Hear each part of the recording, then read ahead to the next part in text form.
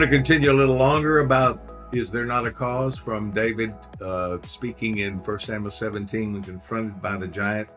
There's a time to be silent, sit on the hillside, play your harp, write some psalms, but there's a time to speak up, and that's what happened to David. That's what needs to happen today in America, and yet many in the church are asleep. Less than 1 in 5 Christians have a biblical worldview.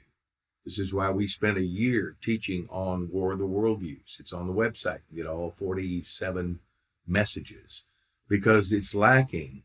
And many times, even though Christian pastors who sometimes have large churches don't speak up, as a mystery. It's time to speak up. Why don't they?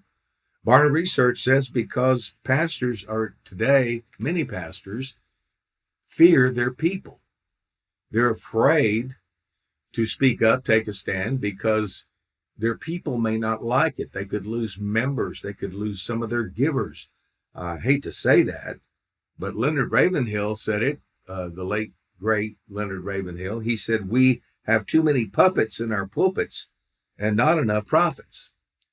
Well, what's a puppet? Well, that's someone who the people pull the strings instead of God saying, go speak this to my people. And we need more of those. You know, it's one thing to, and don't get me wrong, and God, help me say this right.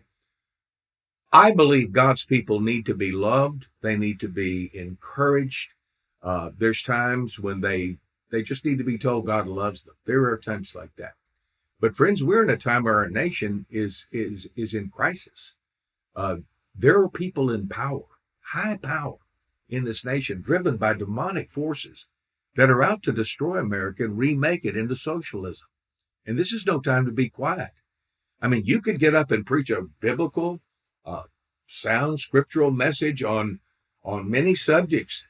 But Martin Luther said, where the battle rages, there the loyalty of the soldier is tested.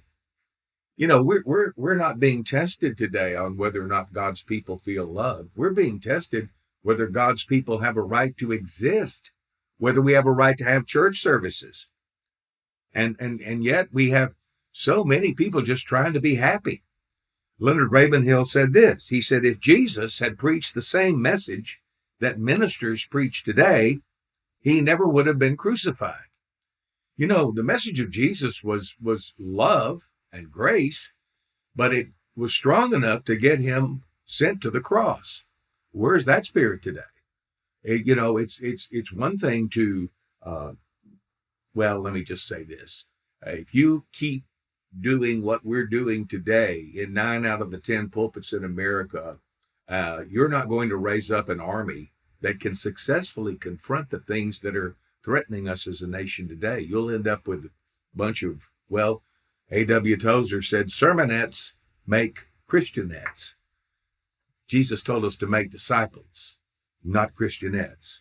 If we're not careful, we're going to find ourselves repeating the words that God spoke in Isaiah 56, 9 and 10. Now, these are scary. Come, wild animals of the field, come, wild animals of the forest.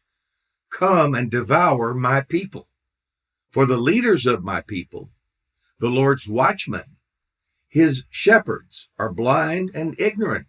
They're like silent watchdogs that give no warning when the danger comes.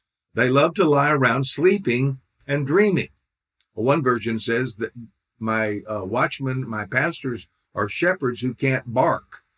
And to say I'm not political, Pastor Shane Idleman says say that is really an excuse for cowardice. Silence about sin is rebelling against the call of God. If your sermons don't upset the world from time to time, I have to seriously question your calling. Dietrich Bonhoeffer was martyred. He was a pastor, a Lutheran pastor in Nazi Germany, and he was martyred. He was hanged just a few days before the liberation, and he stood up to Hitler. He was one of the few that did, and he said, silence in the face of evil is evil itself. God will not hold us guiltless. Not to speak is to speak. Not to act is to act. And that's where we don't want to be. We don't want to be silent in the face of evil.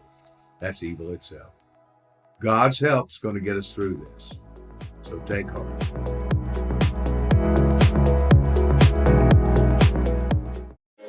Hey, Ray McCollum here. Thanks for watching the video. I hope it was a blessing to you. Go ahead and subscribe now. There's a lot more where that came from.